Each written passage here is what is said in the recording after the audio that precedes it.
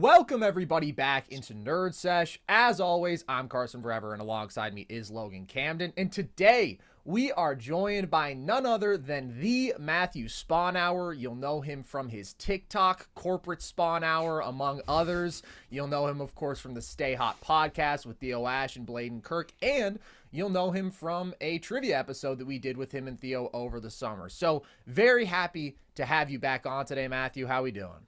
It's a blessing to be on. I'm doing very well.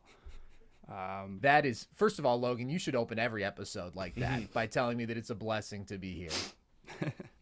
No, it is a blessing to be here, and I'm glad Matthew feels the same way, man. Yeah.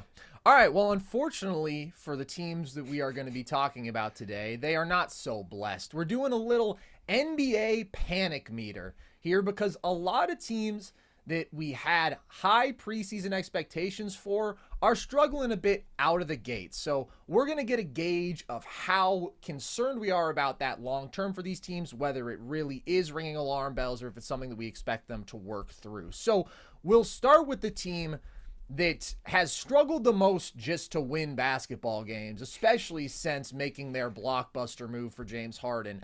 The Clippers have now lost 5 straight. Matthew, how worried are you about them? Where are you on the panic meter with the Clippers? Dude, I'm pretty panicked. Yeah. I mean, it's early in the season, and, you know, every year something like this happens, or sometimes it happens the opposite way. Like, what are the Jazz, like 20-0 last year? And then they were, yeah. They didn't make the plan, if I'm not mistaken. Correct. But a lot of the problems that they have seem, you know, since the Harden trade, seem like they're not going to get any better necessarily from just like, oh, well, their shooting luck has been bad, or, right. Oh, you know, this guy is out and he's going to come back and they'll be fine. Another on-ball score probably was not their biggest need. Yeah. And I've got questions about who is getting work done off the ball, who is strong off the ball in this, you know, Westbrook, Harden, Kawhi, Paul George, you know, combo that they run out. And I'm worried about the defensive personnel in general. I mean, some of their best lineups early in the season. And it's killer because they looked fantastic early in the season. I know it was 4 games. It's sample size, be damned. But they looked really, really strong. And all of a sudden you bring in Harden, and to work him into that, all, you know, not in the middle of the season, but without a training camp, it's been really rough. And I think things are going to get better in the sense that I think probably, like, you know, their expected win total is higher than where they are now, and some things have not broken their way, and they've lost some close games. And it's like they lost to the Nuggets last night, and it's like, okay, that's a tough one. But you saw, I mean, they were running small ball against Jokic, and I question that move. I question that move a lot, but I also question, you know, what exactly their options are.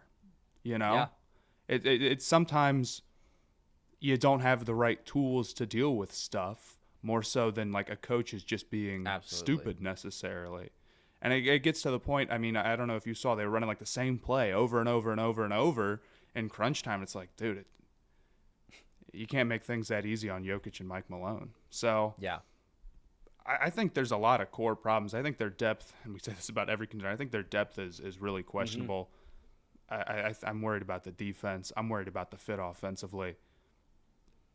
It's fair to be very concerned. I agree. The only reason that the panic meter might not be at the top level for me is just that I didn't have high expectations. Exactly. It's like, how much am I panicking? Well, I didn't think they were winning the title anyway. So exactly. Every single concern that you've laid out, the offensive fit, how those guys complement each other, if we're going to see that sort of stagnant off-ball offense, and if it's just going to be a rotating my possession, your possession kind of vibe, I don't know who that could possibly be shocking to. I think that particularly we need to see the starting lineup with both Russ and Harden cease to exist. Now that Terrence Mann is back, there's just too much redundancy there. Both guys are ineffective without the ball. Russ because of his shooting limitations, Harden because of a complete lack of willingness to move without the ball. And then they're both pretty significant defensive liabilities. So get some athleticism out there, get some shooting, get a guy who will actually compete defensively in Terrence Mann. And I do think that this offense is going to be legitimately good, because even if all of these guys are doing their own things, it's a really skilled offense, and it's not easy to help on any of those guys when they have the level of shooting around them. If it's Harden on ball with PG and Kawhi and Terrence Mann off of it, and there's still really high level shot making here on ball as well. So they're going to be a good offense, but I think Russ has to go to that sixth man role. And a concern that I have had early is Kawhi is the guy who is most accommodating the fit here. It's like Russ and Harden, it feels like, are sort of still playing how they want to play basketball. Kawhi is taking a bit more of a back seat. The pick and rolls that he's running per game decreased in frequency by 50% since they've added Harden. He's taking 15 shots a game and scoring 18 a game in that 5-game stretch. So I don't view that as a permanent concern necessarily, because come playoff time, I think that Kawhi is just going to go out there and kill people as he always does. But it's not great. And it's not great if the guy who is most willing to sacrifice is your best player, and then you have a guy like Russ who can be erratic and can have these great moments, but can also go 4 for 20 with 6 turnovers at a moment's notice. If he's not adjusting his play style, that's a bit concerning. And then the defense has been more underwhelming even than I expected. I thought that they would be somewhere in the average range there. They've been flat out bad. In fact, since adding Harden, they've been awful on both sides of the ball. They're 28th in offensive rating, 25th in defensive rating. But you cannot run a backcourt out there with Russ and Harden. Kawhi and PG have both declined athletically to the point where they can't take those same point of attack matchups against these small dynamic guards that they used to.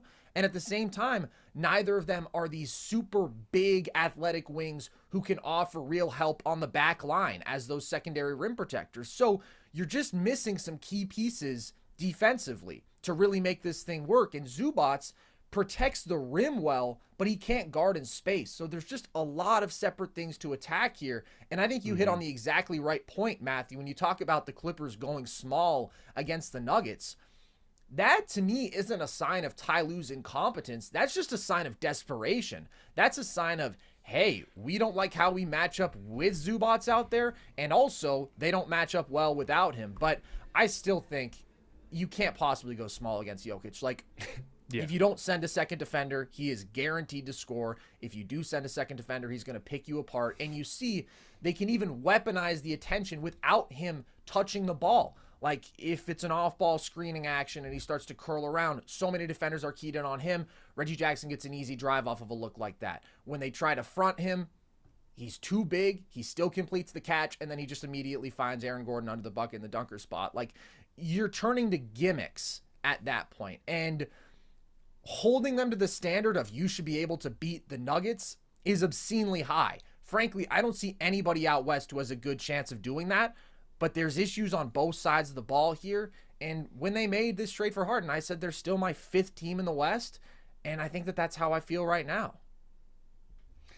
Yeah, and I think you laid out a interesting aspect of this too, man, with the Clippers Nuggets thing. Is it's like, yeah, there's nothing else that they can do, man. The depth isn't great. There's no other areas to turn to. There's no other players to turn to here. And if we are holding them to the standard of they need to beat the Denver Nuggets, I mean, that is an obscenely high standard. I also don't understand not playing Zubac down the stretch. Granted, it did work for a couple of possessions. The Clippers end up taking the lead there a couple of times at the end of the game. Looked like they might be able to steal it, and then Jokic just big bodies them on the glass. It is frustrating, though, something that you mentioned, Sponhour, that they did look good at the start of this season. And in portions where Harden is on the bench, the Clippers have looked good without him. I've kind of liked Russell Westbrook running the show a little bit. I didn't expect to have that feeling coming into the season. So I think it is really all about expectations on where they land on the panic meter. If your expectation is that they're going to be a top-notch contender and that they can beat the Nuggets, I think they broke the panic meter. I'm on 10. I'm on 11. I'm on 12. Like, if that's your expectation, I think they broke the panic meter because I'm stressing. But that wasn't the expectation for me from the jump. And to add on to some of the numbers that you guys mentioned, since adding Harden, they're winless. They have the 28th offensive rating, the 25th defensive rating.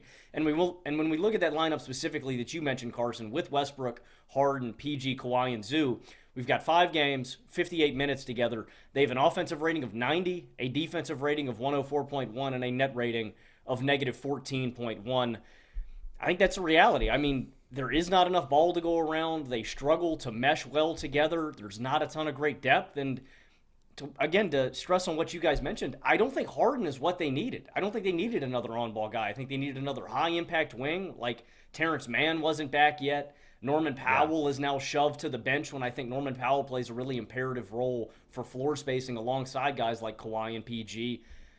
It just wasn't the move that I think the Clippers needed to make. And I don't know. I'm nowhere near as optimistic about you guys as Carson, you said you expect this offense to get better. I mean, league average, if they switch the lineups around permanently, No. I don't know. Do you really expect them to be really much better? Offense. I think that this is going to be a really good offense because even if you account for their redundancies, think about it. A James Harden isolation possession is going to result in a really good shot. A James Harden pick and roll possession is going to result in a really good shot. 4 really good shooters, PG and Kawhi. There's too much talent for them to not be a really good offense. The issue is just they're not going to make the most out of what they could be offensively if you were stacking up guys of this talent level who complemented each other better. And they do still have the same fundamental concern, which we've always talked about, which is this team can become too reliant on pull-up shooting. They're incredibly reliant on pull-up shooting, and they don't have a guy who can break that rhythm and really pressure the rim.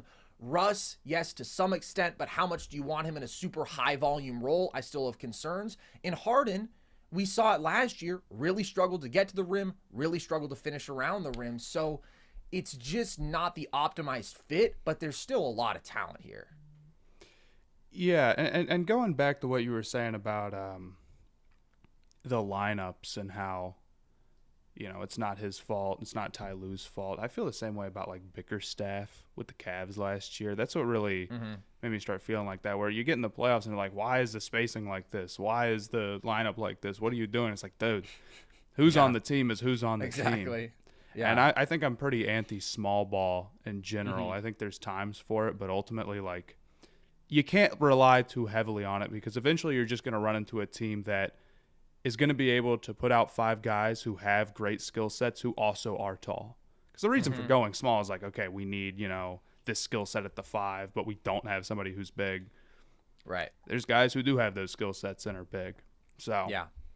And even more so now than ever before, the best teams in the West are huge. Like, when the Clippers go small against the Nuggets have the 3 biggest dudes on the floor. Like, Aaron Gordon and MPJ are both bigger than anybody the Clippers are putting out there. That's certainly problematic. The T-Wolves are huge. And the Lakers, if they can reach the level where we're talking about them as one of the best teams out West, are huge. And the problem is that the Clippers just aren't as well equipped to pull out those small ball lineups as they used to be because everybody on their team is less athletic, so the defensive ceiling is lower. Your point of attack defense has regressed. Like, people can hate all they want on Pat Bev. He was a better small guard defender by far than the dudes who they're relying on right now. And Batum at the 5 was much more viable than a PJ Tucker. PJ, specifically in the matchup against Jokic, is okay just because he's so strong. Like, he's obviously tiny, but he's a tough guy to move off his spots. But generally speaking, you're compromising length and athleticism, size, and shooting versus what you had in your old small ball lineups that could be really effective. So I just think this is a team that's missed their window. This is a team that 3 years ago had the right role players, had their 2 stars at peak value. They still had flaws, but they had a much better chance of making real noise than they do right now. I think of all the teams that we're going to talk about today, they might be the team that I'm lowest on. And it's really not a surprise. It's exactly what we said. Every flaw that you anticipated, we have seen play out for them. But there's another team in their division that is sitting right now at 6-6. Got off to a hot start to the season, but now has dropped 4 straight. And that is the Golden State Warriors. So, Logan, we talked last week about how we liked what we were seeing from the Dubs. Now they've hit a bit of a skid here. Where are you at on the panic meter with them? Again, everything's relative to expectation, and my expectation this season was that the Warriors were going to be one of the top contenders out west. That they'd get back, Andrew Wiggins for an entire season. You get back Dre fully healthy, and I thought this was going to be the best bench that we've seen out of Golden State. And I have been impressed with the bench. I think having Chris Paul, having Brandon Podziemski, what a weird game it was from him the other night, man. Like They got something with him, man. Yeah, no, They really he's got that something man. with him. I expected him to ball, but like that one possession where he steals the rock, he hits that little fading left-handed corner bank three. Like he put That's on a some little shit show. you would do, Logan. I know. You I should literally respect that. I thought the same thing. I was like, dude, that's kind of like my shot, man. Turn around, fading lefty bank BS three, where everybody's just mad. I liked what I saw from B-Pod. I've liked what I've seen from the bench, and I do think this is probably one of the best benches of the Curry era. I think having Chris Paul as a release valve off the bench is a massive, massive upgrade from what they've had in years previous. But it's something that you've discussed for a long time with this Warriors team, Carson, and it's just an over-reliance on offense of Steph Curry. Without Steph, it was labored. It was really hard, and I think that there's just too big of a burden on his shoulders to really pick this team to make it through the West. Think about it in comparison to other teams out West. Even the Minnesota Timberwolves, who they played, right? The Timberwolves have a release valve that they can turn to who is just a much better secondary option than anybody that the Warriors have. I love Andrew Wiggins on his best day. Karl Anthony Towns as an offensive piece is just in a different tier by himself, right? You look at the Los Angeles Lakers with Anthony Davis and LeBron James. Their number two is better than the Warriors' number two on any given day. The Denver Nuggets, if Jokic is struggling for whatever reason, he's having an off night. Well, you got Jamal Murray, you got MPJ, you have Gordon. The Warriors just don't have that luxury of guys that can go out and get buckets for themselves in late game moments that can put pressure on the rim. It's just not going to be as seamless and easy for the Warriors. So, I buy in on the Warriors becoming a great defense because that's their culture, that's their identity. I buy in on this team having the best bench of this era. But I don't buy into the biggest issue this team's had, and that's the role players stepping up to a completely different level offensively. I don't think Clay's at that level anymore. I think Dre has legitimately regressed from that level. So all those things can be positives. All those things can be true. But the Warriors, to me, are probably the first team out of real contention for me in the West just because I don't think they have that reliable number two. I love the Warriors. I think this is probably the best team that, they've had since a title team. This is a much better team from last year, but I don't know if I can fully buy into them being a real contender that could knock off the Nuggets too. And that's without even mentioning, the size difference. Like you mentioned with the Clippers, That's still a real limitation of all of the Warriors lineups. They are really unathletic in small group too. Sarek got it, man. We're not worried. Yeah, I think there's some room for improvement there. Wiggins has been truly, truly terrible to start the year. Yeah, seriously. And I can only imagine that that's going to improve somewhat because we've seen over the last 2 years that he's been a fine number two. I don't think he's ever really been like super, super crazy of an offensive initiator himself. But he can go and get his own shot, and he's done it with relative efficiency, and that's a big deal. And the bench unit's great, and Curry is getting up there in age, but his three-point shooting is like the best that it's ever been. I was super stunned. I don't know if you guys have looked at those numbers. He's shooting like the most attempts ever and his highest percentage ever. But I think it just comes down to an age thing. Absolutely, it's Clay is not himself anymore. Dre is getting up there, man, and I question some of him at 5 at this point, honestly, whether or not those minutes work out well for them. They haven't so far this year. And you haven't seen that leap from Moody has been good, but he's not going to be that second guy. And Kuminga has really not taken the leap that you want to see from him. I feel like he could be the guy who's really pressuring the rim, or hypothetically, that was what you wanted from him. And the offensive game is just far from complete. And I guess that's expected. He was pretty raw coming into the league, but the Warriors have spent a lot of time investing in those young players when they possibly could have gone other directions and tried to be more aggressive with winning now in the Curry era. And I think at some point it's come back to bite them. They should have. There's no question. Yeah. Like when we saw talk about them being able to put together packages centered around Kuminga and Moody to get a Bradley Beal, to get somebody who could fill that role as a really high-level second option offensively, they should have done that. because it's just an uphill battle to truly contend with the limitations that you guys are talking about. The stat that everybody has been mentioning is that before yesterday, when Steph didn't play, nobody else had gone over 20 in a single game. Saric hit 20 once, and that was it. And obviously, there's not a lot of guys who are going to put pressure on the rim here. In fact, they're one of the most limited teams in the league in that respect. They're last in field goals made inside of 5 feet. You see it against the T-Wolves with Steph out there. That's such a great interior defense. They just really can't finish in those situations. And on top of that, again, this number from before yesterday, because to me, the numbers with Steph are just much more valuable. Everybody outside of him was shooting 30% from deep, which would be dead last in the league. So we've seen that this is a legitimate concern. Last year, what do the Lakers do? They completely key in on Steph. They say, let's put pressure on others to create and make shots.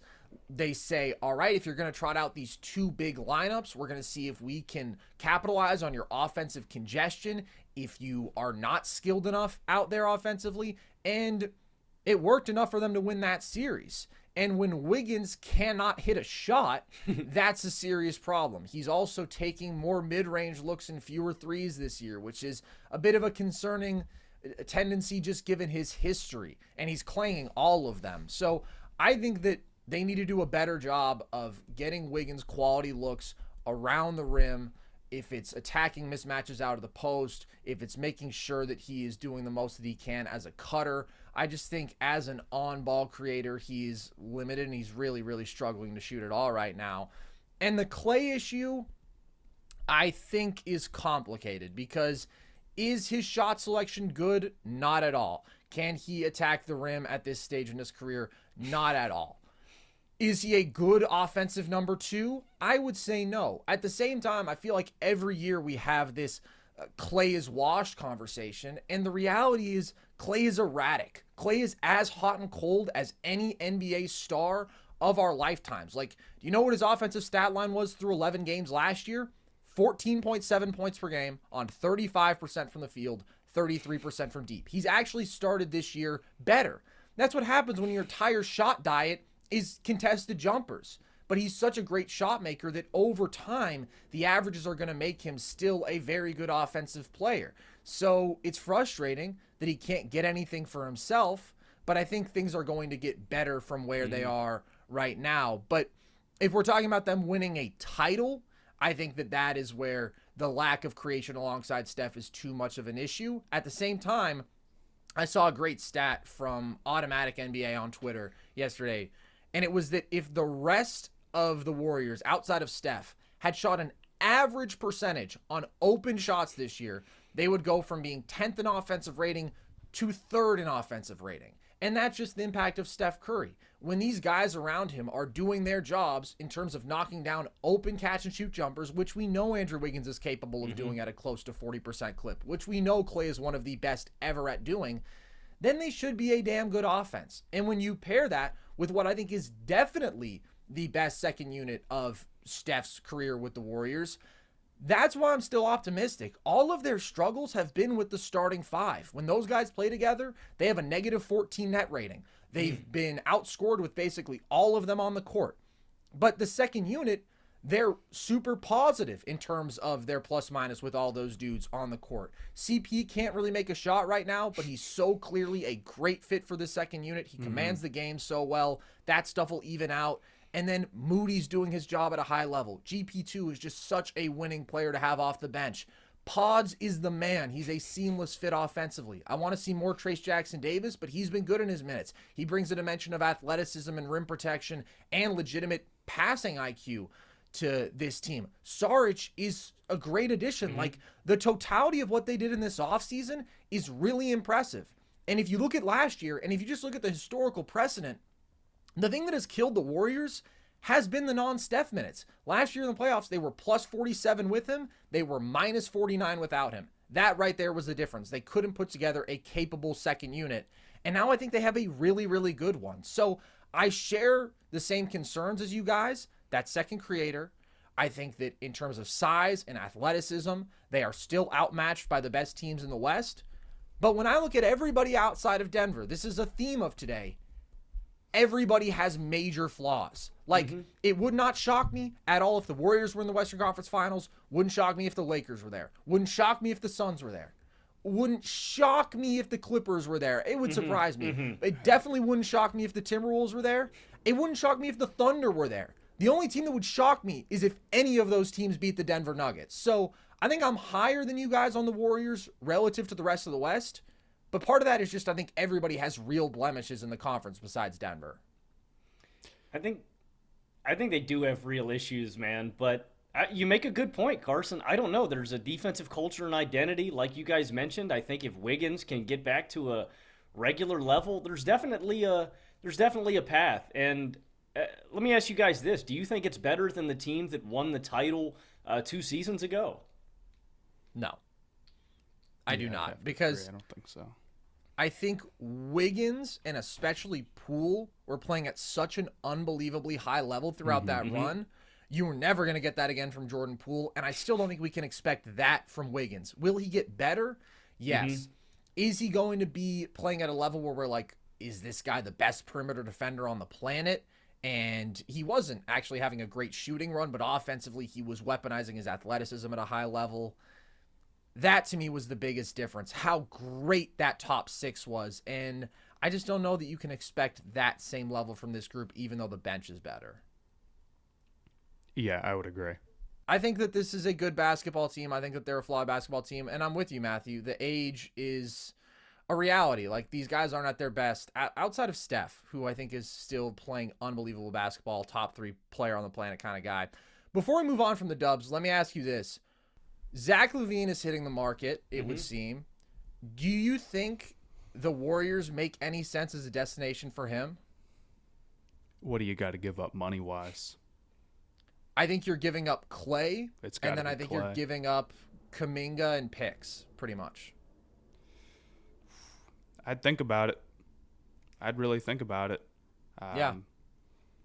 But their starting lineup has had problems defensively as is, and I don't think going from True. LaVine to Clay fixes that necessarily. But if we start pulling up to the deadline and Wiggins has not turned it around and the shooting slump is still going on, I mean, are you just going to roll into the playoffs without anybody else who can really go and threaten defenses to create a shot themselves? I think that'd be tough. However, LaVine's contract is huge. And I wonder if part of the reason why the Warriors would say no is, they're waiting to get off of this Clay money. I mean, he's owed $40 million, right?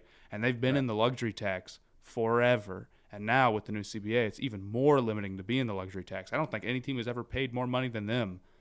Over the last 5-7 years in luxury tax, it's ridiculous. And I know from a fan perspective, like, we don't care. Some billionaire has to pay an extra $200 million. Right. Make a difference to me. But there's no team that can just infinitely go into the luxury tax. So I'd say probably not. But the upside to that is because his contract is so big, the cost asset-wise, with the young players you'd have to give up and the picks you'd have to give up is much lower. And that's going to make him more enticing or possible for a lot of other teams. If Clay is still struggling, I think I'd pull the trigger just because I think Zach opens a dimension that the Warriors don't have where Curry could really empower another guy, off ball to attack closeouts, to shoot at a high level. And LaVine can legitimately go out there and go and get his own bucket. On a completely different level. As a Warriors fan, would that gut you, Carson? Would that hit you right in the heart? No, they've had their fun. I think that you gotta prioritize maximizing the window over any sentimentality, and Clay is not going to justify the big extension that he wants. Clay is not a top 50 player in the NBA today, and LaVine would add a dimension of dynamic creation and shot making and athleticism that they haven't had alongside Steph. Like, Zach LaVine gets a lot of flack, I think, for putting up numbers in these quote-unquote not winning situations, but there's no denying how much of a bucket he is, and he would work here, and he would make this offense better immediately. Now, I agree with the concern that you laid out, Matthew, which is your defensive issues are only going to get worse, but I don't know how much worse. Like, Clay's not defending at a very high level anymore. He's fine there. So if I could take that and get a real upgrade offensively, it very well may be worth it, because I can talk about how I like the Warriors right now. I do not like the Warriors as a team that can win the title. I think that what they were able to do 2 years ago, winning without a really good offensive number two, was because, first of all, Steph was superhuman, which you can expect him to do. Yeah. But it was so much contribution by committee. Poole playing at that level, Wiggins playing at that level, and I just don't think that that's a sustainable formula. It's tough. It's like you said, Logan, like all these other teams, you look out there and they have great release valves. They have great number twos offensively, and the Warriors just don't right now. You think the Levine addition would be enough to make you think they could beat the Nuggets? I definitely wouldn't pick them. Definitely not. I think that there's a massive gap there. I think it gives them more offensive upside, which I think you need. Like, the Nuggets are going to produce at an elite level offensively no matter what. Everybody highlights the Timberwolves as the best matchup for them right now, which I honestly think they are in the West, because of how well they match up defensively with that huge defensive front court. You can put Towns on Jokic and have Gobert and help. You can have McDaniels on Murray. They're really well built to slow down the Nuggets machine. My concern is just, even if you slow them down, they're still going to play like a top five offense. Like, look at when Minnesota, quote unquote, slowed them down last year. They were dominant offensively. And can Minnesota reach that offensive level? I don't know. You might just have to beat the Nuggets in a shootout. And Levine gives them a better chance. But realistically, I still would not. I wouldn't pick them. I wouldn't pick anybody in the West over Denver in a 7-game series. And it's tough to see a path, tough to see a move that anybody can make that would change that right now. In the NBA, the game can change in an instant, but no matter how the action unfolds, you know DraftKings Sportsbook has your back. This week, new customers can score $150 instantly in bonus bets just for betting $5 on basketball. Win or lose, you get an instant dub. Download the DraftKings Sportsbook app now and use code NERDS. New customers can get $150 instantly in bonus bets for betting just $5 on basketball, only on DraftKings Sportsbook with code NERDS. The crown is yours. Let's talk about our third underwhelming Pacific Division team today, because this was like clearly the division in basketball we were looking at. And the Lakers have gotten off to a slow start as well. They've crawled their way above 500, but Matthew, of course, they have your glorious king, your GOAT, LeBron. What are you seeing from them right now? Are you panicked, or what are you thinking? I've never been that high on the Lakers title odds to begin with. Okay. Largely because I just don't think they're better than the Nuggets, man. And I just don't think enough happened this offseason for me to change that opinion. To be completely honest, my thought process was, it's like, who is going to be number 3 on this team? Because Anthony Davis, like, the idea that he's just going to become a consistent number 2, it's like he's 30. Yeah. It's probably not going to happen. Right. So it was going to take, and teams can get away with their number 2 not being consistent if they've got a number 3 who gets it done, and a number 4, and dudes like that.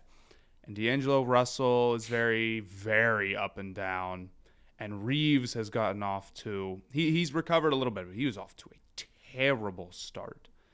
And I just don't think the Lakers can survive that, especially when now more than ever, LeBron's got to be, minute restricted and on rest as much as possible. I mean, guys, he's 38 years old. He's literally 38, season 21. King's still doing it. Watch King. Hashtag just a kid from Akron. No, not that. But there's other things like, I think Reeves, if he can step it up a little bit and start initiating more for them, I feel okay. Taurean Prince has looked like a really good addition for them. I think they needed some more guys who could get it done two-way a little bit. I thought that the Lakers had a lot of options in series. I thought they had a lot of different types of lineups and things they could throw at people. It's like, okay, we're going to have Vanderbilt out on this possession. Right. If we, not on this possession, but for this stretch, or we're going to throw whoever else out and that type of stuff. But what it comes down to is you don't need some guys who can defend and some guys who can space. You need guys who can do both. And you're always going to be trying to, make something happen that isn't quite there if you don't have both. So I have some hope for them. I think they can go on another run in the West. I really do. But it's going to take the shooting luck getting a little bit better for them. When they got off to a slow start, the shooting for them was awful. And they don't project to be an awful shooting team whatsoever. Mm-hmm. No. And it's going to take Anthony Davis being as consistent as possible. How is he going to look? But I think overall they're a pretty similar team to last year. 6-5 is really not that crazy, especially, again, when you factor in the shooting luck. I think they're more similar to what they were last year than some of these other teams. I feel like we really have been having the same conversation about the Lakers for a minute, Sponhour. I think you lay out a lot of great points. I mean, primarily, I do think this is a good shooting team that is just not shooting well right now. Like, I think they have good shooters. I think they're generating good looks. I just don't think they're hitting them. And then I just don't think this team has played well. It's like, it's the damn Lakers, man. When you watch them and they're just not giving effort. And it's, can we lock in, guys? You know, we talked about it after they made all the moves going into the playoffs, right? That they would really need to gel together and get the chemistry together. I still feel the same way. I don't think this team consistently plays hard, and I don't think they consistently play off of each other. They're just inconsistent. It's what the Lakers have been for a while now. So it's, can they lock in defensively? Can they consistently hit open looks? Because, I mean, you're exactly right. Like, they don't have bad shooters here. I said this in our preview content, but last season, they had 5 of the top 40 spot-up players in all of basketball. I mean, that's a massive luxury to have alongside guys like LeBron and AD, but the same issues that you mentioned still persist. I don't trust Anthony Davis to be a number one. The only real, I guess, glimmer of hope that the Lakers have had is that LeBron has looked pretty damn good in the limited minutes that he's played. That if LeBron can reach superstar king LeBron level in the playoffs, that maybe this team has a chance with a torrential shooting streak with great defense led out by Anthony Davis. I mean, that's the hope, right? That's the hope. It hasn't been realized yet. That's just what we're crossing our fingers for, that this team can find during the season. That being said, I do think you guys make great points about Reeves and D'Lo. I wonder if they're going to shop these guys and try to find another guard to go after by the trade deadline. I don't like the point of attack defense. I think they would heavily benefit from getting another defensive guard who could help AD and LeBron on the front side. And then just a more consistent offensive guard play, because Russell and Reeves have been so inconsistent. So I don't know if they make a move, but I don't know, man. It really does feel like the same old Lakers with the same old issues and the same old things that have held them back last year that are going to hold them back this year. This is a drastically different team. They've retooled in the offseason. I like the moves enough. Sponhour, you said you didn't buy into them. I said the Lakers did enough in the offseason for them to be my title favorite. They've been wildly disappointing through 11 games. And I'm not going to hold out hope any longer for this team to be different come playoff time. You know what? I will. I will remain optimistic. I'll hope that they find it, but I'm not going to hold my breath. Yeah, hold out a little hope. I don't think this team in any world was ever going to be their best in the regular season, and especially not in the first 11 games. I think it was very bold of you, the extent to which you bought in on their ceiling, but I like this team too. I thought that they did a good job of adding offensive skill to a foundation that was already laid out, this elite defensive ceiling that they reached in the playoffs last year thanks to AD. And then if he and LeBron were able to consistently produce at a level above what they did in last year's playoff run, that's a pretty great formula. But they have been underwhelming pretty much in every respect. I do think the shooting is absolutely going to even out. They were 29th in three-point percentage before this Grizzlies game. That's just not characteristic of the caliber of shooters they have. Reeves, D'Lo, Prince, all of these guys were off to slow shooting starts. One of the interesting things, though, when you talk about the effort, the tenacity that they play with Logan, or really the lack thereof, this team is one of the worst rebounding teams in basketball right now, particularly on the offensive end. They're 28th in offensive rebound percentage. And we see they've struggled offensively. I think they're 22nd in offensive rating right now, but they're actually 11th in true shooting percentage. They're 7th in turnover percentage. They're just not gaining extra possessions. And when you are a team that is super big in the front court, that's kind of embarrassing. Like, LeBron's not giving effort in that respect. And they do have limited athletes in the backcourt. And I think that's been more of an issue than I anticipated. And I think that you're right, Logan, when you talk about the possibility of a D'Lo trade. I would rather trade D'Lo than Reeves, just because I think Reeves is a better pick and roll creator. I think he's a more willing off-ball player. I think he just gets it a bit more. I think he's a better competitor. Yes. They're both limited defenders, but D'Lo, man, came into the year saying he was going to be Derek White.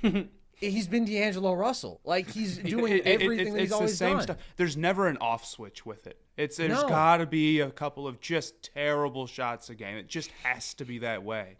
And when you're the third guy, it's like he's still on that old Nets team or something. Yeah. It's like he's still the number one. And it just, if he could just even take that back a little bit and just limit the bad shots, it's like, dude, this could be way, way better. So, I mean, I do think they're going to, shockingly, I think the Lakers will be involved in trade talks around the deadline. I believe my Get your my heart tells me Photoshop so. fired up, everybody. They're going to flip D'Lo for Drew Holiday. They're going to steal him from the Celtics. But it's just who he is. I mean, it's who he's been at every stop. And you can talk yourself into him being something else. But I think every fan base has gotten fatigued of him for the same reasons. He is going to take his 5 to 6 tough mid-range pull-ups a game. He is going to stall a rhythm that you have offensively. He's going to make these D'Lo possessions. And to some extent, I think LeBron and the Lakers want that because he's a guy who can float the ship.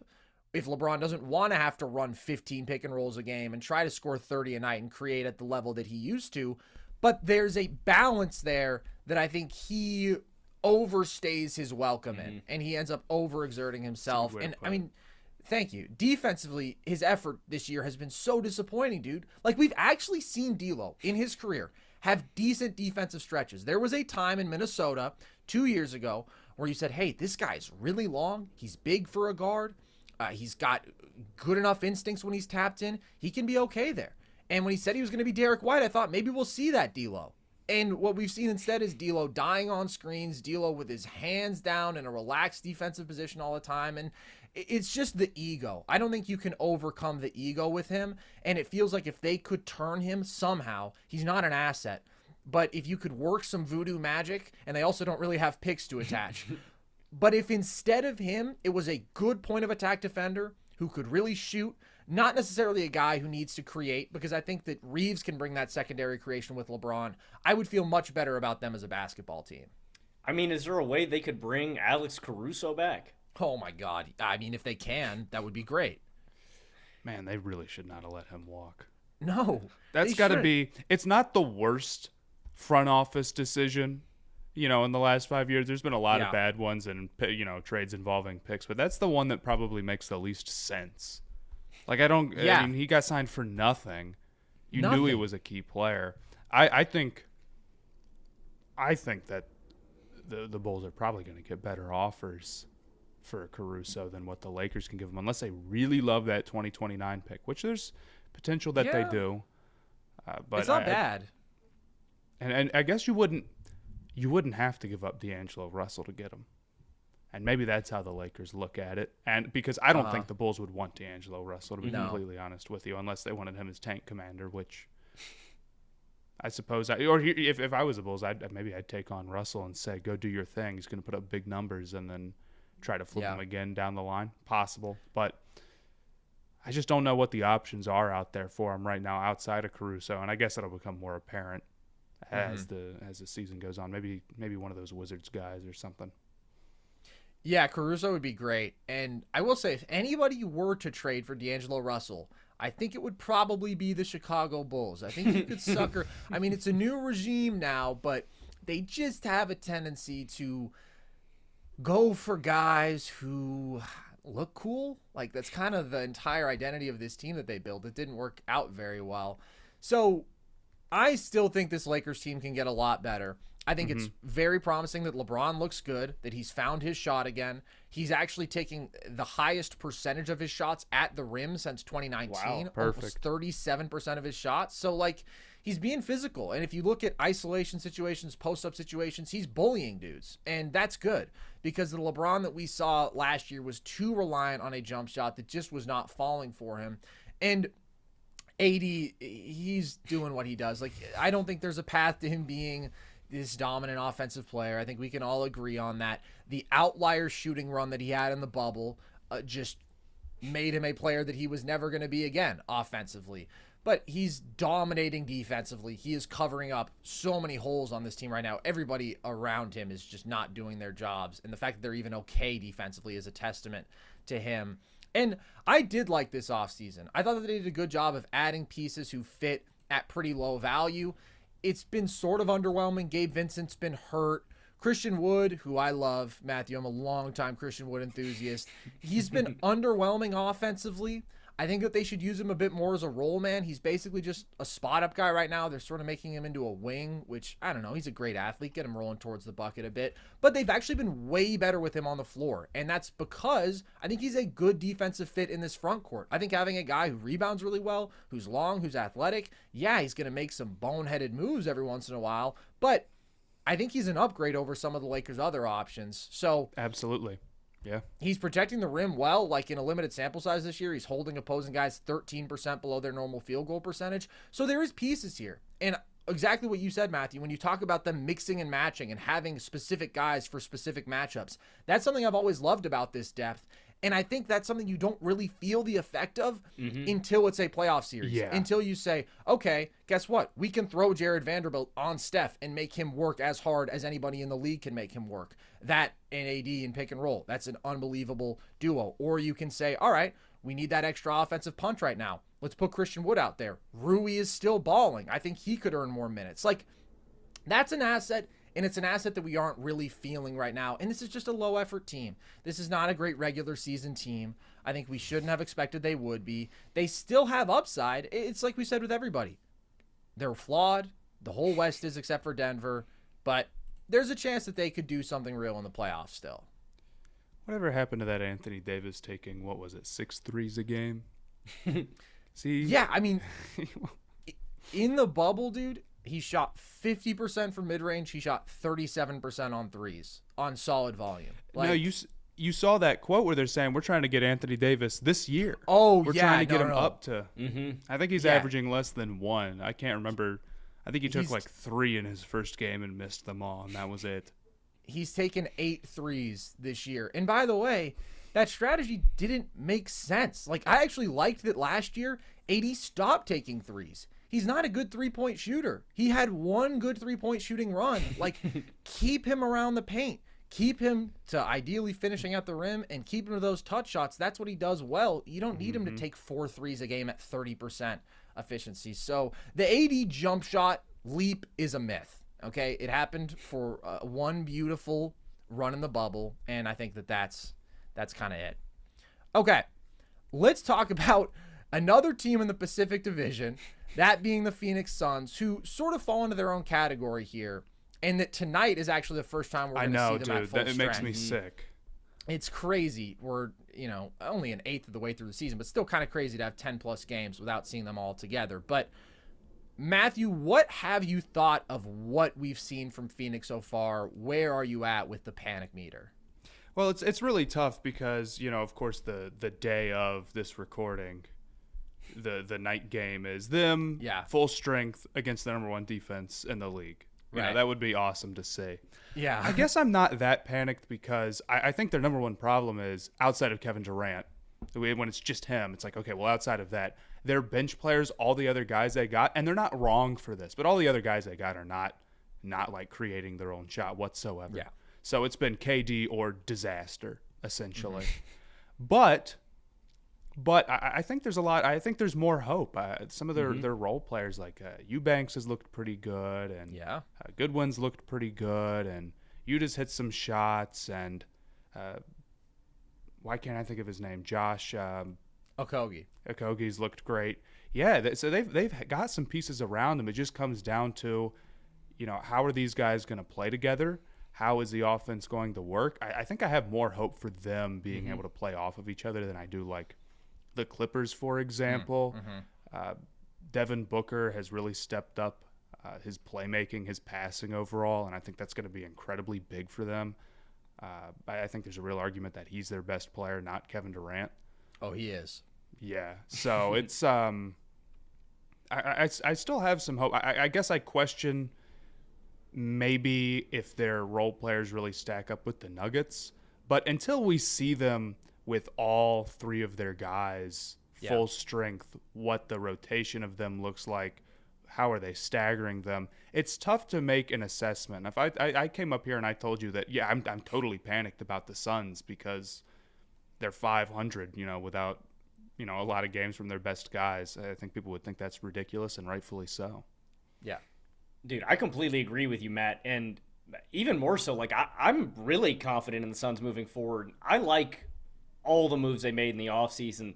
I think my favorite might be Nurkic, and I know he's struggling on the offensive end to get buckets right now, but he's such an upgrade over DeAndre Ayton, man, in terms of his passing, his playmaking, his offensive feel. I think he's stronger. I think he's a better rebounder. He's just more locked in and engaged.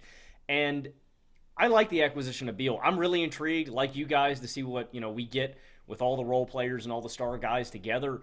Beal and D-Book both legitimately can put pressure on the rim. I think we saw in the playoffs last year where they got into these pull-up shooting lulls. I think D-Book and Beal can competently run an offense, can create great looks for other guys, command a lot of attention, and put pressure on the rim. Like, I think that's went really under the radar. Like, that's a huge upgrade over Chris Paul. And then the bench guys, I do expect to play better. I think the personnel's really good. I love Eubanks off the bench. I think he's an underrated 5 guy in terms of defense, rolling to the rim, protecting it. And again, what we've been harping on with the Suns too is that with all this star power at the top, because I think you're right, Matt, in a situation like this, it's not optimized for the role guys. Their jobs should be to make effort and hustle plays, play really tough, stout defense, and to rebound the hell out of the ball. Play hard, right? The tenacity guys. Those aren't the roles that they've had, at the start of this season. It's been Eric Gordon forced to play an elevated role. These other guys getting more shots, creating their own looks.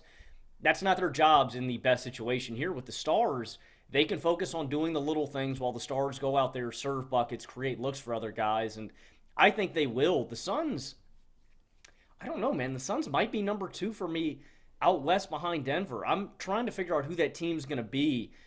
And just with how underwhelming the Lakers have been, I don't want to put them in that spot. Despite a slow start and their stars not playing, I think Phoenix might be number 2 for me. I do expect this to work out and to gel. Again, I'm not going to put them over the Nuggets, but I do like what I've seen from Phoenix out the gate. I feel like it is tough to make a precise assessment of this team right now because we've seen 3 games of Beal and we've seen 2 games of Book, and the big 3 has played 0 minutes together. But a lot of my preseason concerns remain. I think that defensively, this team can't really be better than average. Like, Nurk, yeah, he's going to solidify things on the boards, but he's a below-average rim protector. He's below average in space. Beal, Grayson Allen, those guys are issues at the point of attack, and then maybe they play Okogie more than Allen, but Okogie's really struggled to shoot the ball as of late. Great defender, good athlete, but that's a limiting factor offensively. And then Book and KD, I think, can reach a very solid level defensively, but there's just no way that they can reach a defensive level to me that the Nuggets can, that the Warriors can, that the Lakers can when dialed in. And so then they have to be great offensively to make up for that. And although we haven't seen the big 3 together, the offensive questions that I had have been the things that have hurt them. They're 24th in field goals made inside of 5 feet. They're limited in terms of how much they can generate rim pressure and attack the rim. And specifically, watching the game that they had recently against the Thunder, their offense just went frozen in the fourth. They scored 13 They've had points a huge problem with that all year. Yeah, and the reason that they fall into these lulls is the same thing that we saw in the playoffs. When you are looking at good one-on-one defenders, guys who can force KD and Beal into tough pull-up jumpers because they're not easy to beat off the bounce, then there's going to be times where those tough jumpers aren't falling. And at the same time, you can load up with help, and that won't be as much the case when there's 3 stars out there, but you're still going to have non-floor spacers with Nurk if it is Okogie out there. And we've seen this huge burden on KD, on Book, and Beal when those guys are out there, whichever combination it is. All of them are averaging high turnover numbers. The Suns are 3rd in turnovers per game. And I still don't think the stars here complement each other ideally. Like, yes, they all have some value off ball. They're all still primarily on-ball creators who are great at the same things. So I'm super high on Book. I think Book is a top, I don't know exactly where I'd have him, 7 player in the NBA today. I think that he's a bona fide superstar. I think having him and KD out there, That's a scary duo for anybody to deal with. But I'm still not optimistic about this being a great basketball team. So we'll see. But again, it's like if we're holding them to the standards of the Nuggets, all right, how are they going to reach that level of seamless offense where Jokic is getting what he wants either for himself or a teammate every possession? And can they reach that level of defensive commitment? It's a similar concern to what we have with the Clippers. When a majority of your starting five thinks, all right, I'm the star. When a majority of your starting five isn't used to competing defensively because that's not their job, they don't have to do the little things. Somebody has to do that. And I don't know if the Suns are super well equipped to thrive in those areas in terms of grit and hustle and the little things that can make a difference. I think a lot of that's fair. I do think the off-ball value of all these guys is overall better than the Clippers. Yeah, I agree. Totally. I think a minute stagger. I'm guessing they're going to put out 0 minutes of none of these guys on the floor when they have their choice. But I very much agree. Nurkic, I've seen it happen in Portland too many times. I know how the playoffs go. It's just you have to be so good as a big to get away with not being a good interior defender. The number of guys who I think are legitimate positives who cannot shoot and cannot defend properly are probably you're able to count them on one hand. And I could argue that maybe none of them are, right?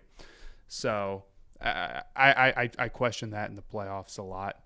And I think overall, like, their number one concern is, like, we can sit here and say, well, you haven't seen Booker, KD, and Beal yet, but that's a problem within itself. 100%. And we honestly, we could say that about a lot of other teams. Like, we didn't even bring it up for the Clippers. We're maybe the most injury-prone team in the entire NBA. I think there's just – I mean, there aren't teams who lose one of their top guys and go on runs. It's just too hard to do that. Yeah. You know, even a team as good as the Nuggets, they've been great for a long time. Not this level, but they've been great. Just takes a couple of shots before you can get healthy. Same thing with the Bucks. It just takes some tries before you can get healthy, and they're very, very old too. And I think the Suns are no different, and it's a huge uphill battle. Yeah, and especially this is a team ill-equipped to win without one of their star guys because that's what they've poured everything into. They have put everything into getting these three dudes here, and then they've done a good job of building out the rest of this roster, but with very limited resources. And you're exactly right, Matthew. I went and got these numbers before the game, or before the show. Beal has 90 games played over the last 2 years.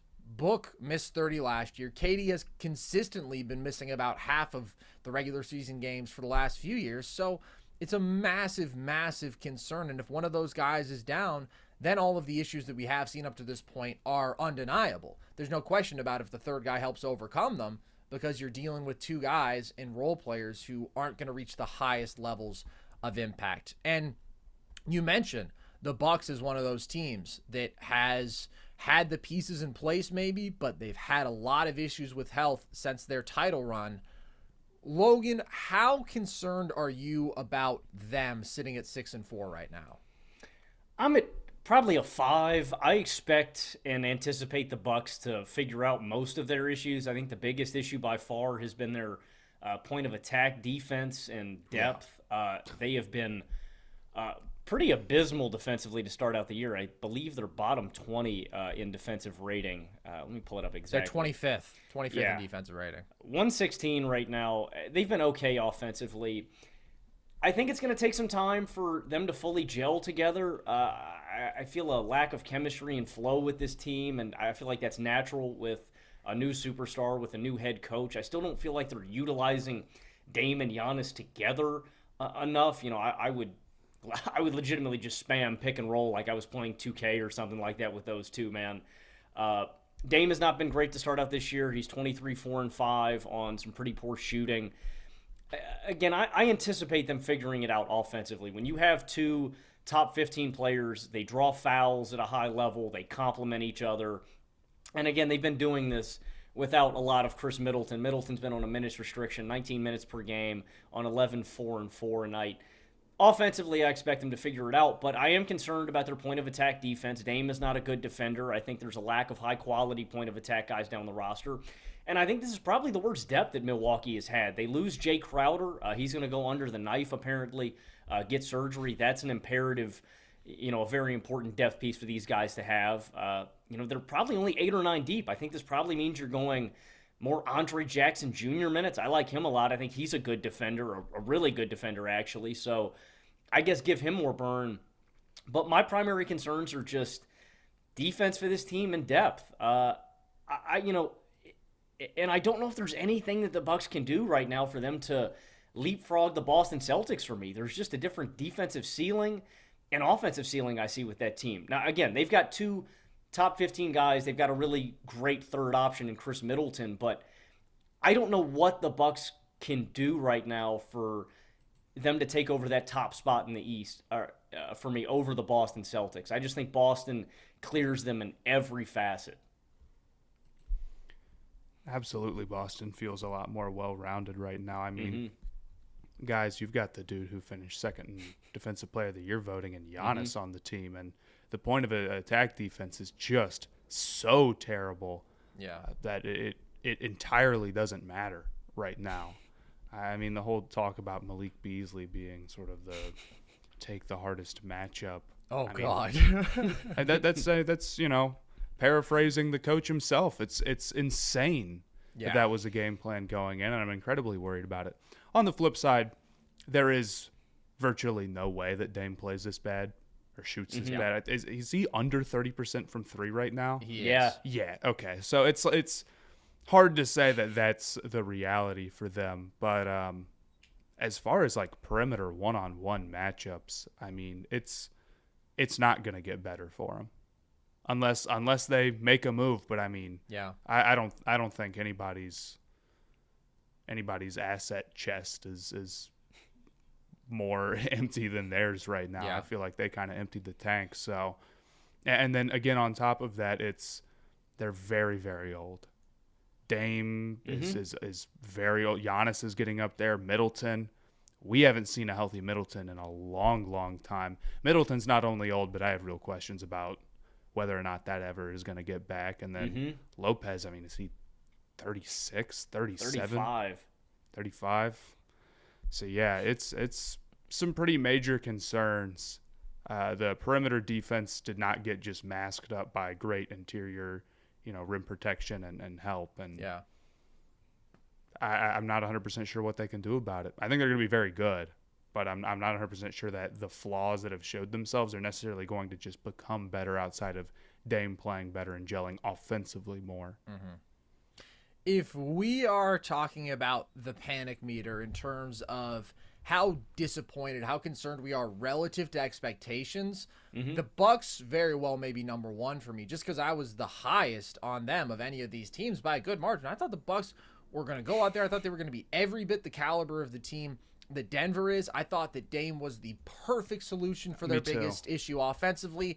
And then I thought that defensively, their back line would be great enough so that this could still be a good defense. Not a great defense, not the defense in the title run, not the defense with Drew Holiday as the point of attack monster that he is. But I just see a backcourt here that is small, that is not quick laterally, that is not athletic, and they can't contain anybody. And so now there's just too much pressure on that back line. And interestingly, Giannis and Brook have been up there for the best rim protecting duo in basketball for a long time. Last year, they were second in defensive field goal percentage allowed at the rim, how far they held opposing teams below their normal percentage. This year, they're 21st right now. And I don't think that says nearly as much about Giannis and Brook as it does about just the burden that is being placed on them. I think this team is going to have to look a lot more at, and this is a bit concerning to say, but like Marjon Beauchamp, I think is going to have to play a lot more, because Malik Beasley, bro, like he's just, he's getting cooked out there, and you cannot have a liability alongside Dame in the backcourt. And Beauchamp is a bigger wing. He's very long. He competes defensively. He can shoot. Like, I think that he's actually really solid. And Malik Beasley, 25-plus minutes a night, if he's going to defend at this level, just doesn't work. So I think they're going to get better defensively. Andre Jackson, who you mentioned, Logan, is awesome there. I just don't think he's offensively skilled enough to play big minutes. But maybe he's a specialist. Maybe he's a certain matchup kind of guy. But I don't think they're reaching the defensive ceiling that I hoped. I think that Denver is going to be a better defensive team and is certainly going to be a better offensive team. But I'm not really worried about the offense, even though it hasn't been the best version of what we could hope from them. They're still 7th in offensive rating. Dame's shot is just off. He has had a little trouble finishing at the rim as well. He could be a bit more accurate as a passer. He could make slightly quicker decisions when he sees two defenders out of pick and roll. But I expect him to improve in all of those categories. Giannis, we've seen really step up his individual dominance, just asserting himself physically recently. He's still not facilitating as much as he maybe could be. He's sort of got a I'm just going to do this myself mentality right now. I mean, that Pacers game, who could blame him? He dropped 54. It was the easiest 54 I've seen in my life. But we have seen him turn the ball over a bit more than we're used to as well. And the pick and roll fit, Logan, is not as ideal as I hoped that it would be. Giannis is going to deal with a bit of a learning curve there. He needs to become a more willing and better screener, and he needs to become a better roller and short roll decision maker. And I think that the ceiling is absolutely there. Everything has just been bumpy to start this year, though. And this team is old, and they're slow. And I really believe in healthy Chris Middleton, but I just want to see it, man. Like, the encouraging thing to me is that he did his thing in the playoffs last year. It may have only been 5 games, but we actually saw him playing real minutes, and he was getting buckets, and he looked like Chris Middleton. But when you're a 32-year-old who's been hurt basically for the better part of the last 2 years, and you're still playing 18 minutes a game, like, he has to be really good. They rely so much on their top 4, and it's an old top 4. It's a top 4 that maybe doesn't fit as perfectly as we hoped. There's just a lot of alarm bells going off. They've also, this is an interesting stat, they're still playing fast, but the level at which they're getting out and running in transition, that's always been the basis of Giannis leading good offenses, because he's the best transition player in basketball, and they may have their half-court limitations, but they're going to run more than you, and they're going to score a lot in transition. They had 5 straight years where they were at least 87th percentile in transition frequency. Last year, they went down to 63rd. You see some of the effects of that aging. Right now, they're 17th in transition frequency. Man. So, again, they're still playing fast, like faster than that number would suggest. I think they're 6th in pace. But in terms of making the most of Giannis in transition, this isn't the best team to do that, and they're not doing that at a very high level right now. So, I'm concerned. I am very concerned. Dame did not just sort of put Flex Seal on this team like I hoped he would. No, and I think you're right, too. A point that Matt made. I think this team needs Chris Middleton. You know, if they're going to be this lackluster defensively, then I think that really is a real concern with this team moving forward. He not only has to be healthy, you know, he's got to be great when it comes playoff time. Relative to expectation, I think you're right, man. I mean, I'm probably more worried. I expected this to be a seamless fit. I expected Boston to be marginally better, but I didn't expect this kind of defensive regression and these kind of defensive struggles. I'd say screw it, man. I'd give Beauchamp and I'd give Andre Jackson more minutes in Jay Crowder's absence. You know, at least you get another guy out there that can competently hold his own on the perimeter. I think it's just valuable playing a guy like that, especially if Malik Beasley isn't going to shoot well. He's got slow feet, man.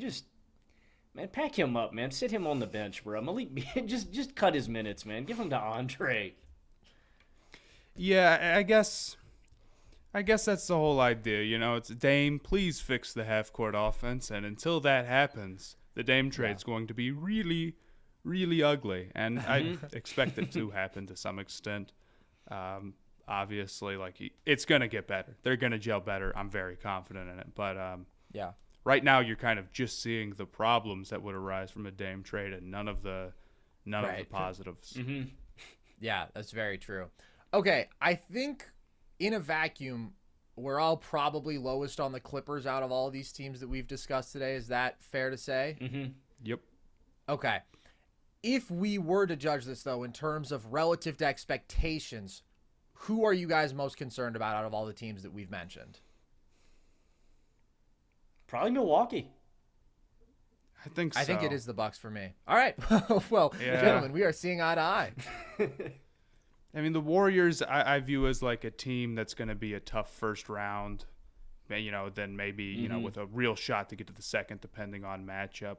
The Suns, I just haven't seen it yet, so I don't have much to say. The Lakers, slow Lakers start, some ugliness, but, you know, are they still a very possible Western Conference Finals team? Yeah, that's kind of what I thought they were coming in. But the Bucks, I expected, you know, this could be the best team in the league, and right now Yeah. They absolutely haven't. And I still think they're going to turn it around. So I'm like, not like Agreed. it's over, or anything. But the worst start relative to expectations absolutely is Milwaukee. Yeah. I think that they're going to turn it around too. The standard is just obscenely high. I picked them to beat Denver in 7 in the finals. There's no way I would pick them in a series against Denver today. I would not pick them in a series against Boston today. And that's just where the disappointment comes from. Let me ask you guys one more thing about LA. Do you think the Clippers are at risk of potentially missing the playoffs? I know it's early in the season, but would you guys predict that? I think I might. It's totally possible. It's totally possible. It absolutely could happen. Yeah, we're talking about the field of 8 here, right? Not the play-in. Yeah, Play-in would be tough, but getting the play-ins and then blow it or be like the 9s, absolutely it could happen. There's a lot of teams who are competitive in the regular season. The Clippers right now are off to a bad start. We saw how razor thin close it was last year. I think the Harden trade, I don't think at this point has not made them provably better. And even if it does, are you going to overcome how many wins does that buy? And is it going to overcome like an 0-5 start? Probably not. You've got the Thunder who are much more competitive.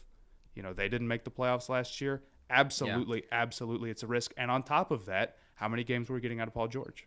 How many were we getting out of Kawhi Leonard? Absolutely, they're easily and quickly working themselves into a position where they cannot survive. Oh, well, we're going to just wait and try to gear ourselves up for the playoffs. You actually have to make it. Some of the other bigger teams that have injury concerns, I'm more confident that they'll be able to coast into it. I don't know if that's going to be possible for the Clippers if they don't start winning some games like right now. Yeah, and I mean, I think there's a real reality where they could be battling the Spurs or the Kings or something, you know what I mean, in that play-in. Like, the West is, and I'm not just saying that because I don't believe in the Clippers. I'm also saying this because I think the West has real supreme depth. Like, I legitimately like the Pelicans. I legitimately like the Kings. I like the Spurs with a healthy Wemby. I don't know if the Spurs are going to get there, but I definitely think the Clippers would work the Spurs. Kings, Pels, Clips, I think, are all on kind of that bubble, and I can definitely see in the Clippers having to scrap just to make it into the playoffs. It's possible. The one reason that I'm more confident in them than previous regular season iterations of the Clippers is there's no question that if PG or Kawhi goes down, that is when James Harden is very valuable to you. That is when he helps you win regular season games. And that's really what's kept them in that low 40s win sort of range. It's been, oh, man, PG missed 50 games this year. Oh, man, Kawhi missed 50 games this year. Like, I think that we will see them in the postseason, and I think that things are going to get better from here. But I think we can say that about any one of You could say about any of these teams. I mean, somebody's going to be in the play-ins. With Dallas being good and the Thunder being somebody's going to be in the play-ins, man.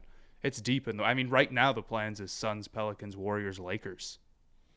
Wow. And maybe the only team in that top 6 where I'm like, well, yeah, maybe this is the Rockets. Yeah. But even then, the Rockets have been playing good ball, Yeah. I still think that they're going to fall out of those conversations, but they're tough. Like, that's the thing. This is why the NBA should expand soon. Every team is so damn talented. Every team is a tough out on any given night. I mean, let's juice some win totals a little bit. You watch the Hornets backup guard rotation, and you tell me we need to expand. It can't possibly get any thinner, I say. Well, I was trying not to take any jabs at you there, but yeah, the Hornets maybe aren't the best example.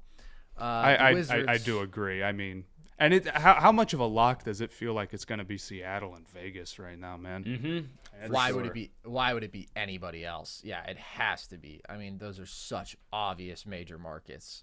It is insane that there is not a team in Seattle, like a major market that loves basketball and has a storied history. Obviously, I mean, the owner dynamic is the key thing there. Bro just wanted a team in Oklahoma City, but it's just wild that hasn't been corrected in 15 years at this point. And I think it's coming soon. I think it's coming very, very soon. So this is a very fun season, man. I think we've got a lot of really good basketball teams and flawed, sure, as we've discussed today, but I do expect every single one of these teams to look better. And I think that they all still have the potential to make some real noise in the playoffs. So, Matthew, it was an absolute delight to have you here. Of course, as I said earlier, check him out, the Stay Hot podcast. It's some of the best content in the biz. And then you can follow Matthew on TikTok. Anything else that you want to plug? Anything you want to shout out? Little Caesars, Pizza? Shout out Little Caesars Pizza, presenting sponsor for Stay Hot. Not anything else in particular. Thank you guys for having me on. It was wonderful and splendid, just like I expected. So you could just pop in anytime you're feeling froggy, Matthew. Anytime, dude. We'll keep this link open. You just pop in whenever you're feeling froggy. All right. I'll pop in when I'm feeling froggy. I may take you up on that. All right, man. I would love nothing more than to be in the middle of a show and just see your smiling face pop up. That'd be great. I'll see to it. It happens at least one or two times this season. I love that. All right. Well, appreciate all of you guys watching. If you want more Nerd Sesh, then as we've been saying for the last couple shows, we are now on our own YouTube page. Still very happily part of the Volume, but every Volume show has its own YouTube page. So if you're wondering where John Middlecoff went in your feed, if you're wondering where Jason Timpf went, all of them are on their own YouTube pages. So if you want to stay tuned into our video content, subscribe here. We're doing video essays as well, breakdowns on top of our shows. And then you can listen to the podcast across all audio platforms, same as ever. You can check us out on social, TikTok and Instagram at NerdSesh, Twitter at Nerd_Sesh. And you can check out our merch. We got the flags behind us. We've got hats. We've got shirts. We've got hoodies. All of that at thevolume.com. So with that, as always, I have been Carson Breber. I have been Logan Camden. I've been Matthew Sponhour. There you go. I was going to do it for you. And this was Nerd Sesh.